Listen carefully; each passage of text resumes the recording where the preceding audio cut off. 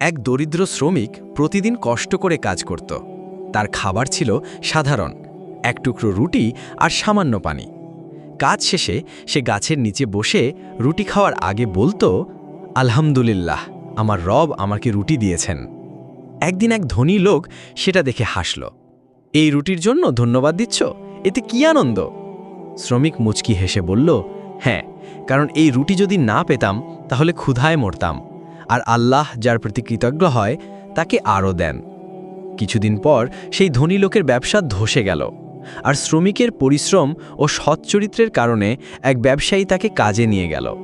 ধীরে ধীরে সে নিজের ঘর তৈরি করল, পরিবার সুখে থাকল। ধনী লোক তখন এসে বলল, তোমার সেই আলহামদুলিল্লাহই তো তোমার জীবন বদলে দিল। সুতরাং যে কৃতজ্ঞ হয় আল্লাহ তার নিয়ামত বাড়িয়ে দেন। সূরা ইব্রাহিম আয়াত ৭। সুখী হওয়ার রহস্য হল কৃতজ্ঞতা।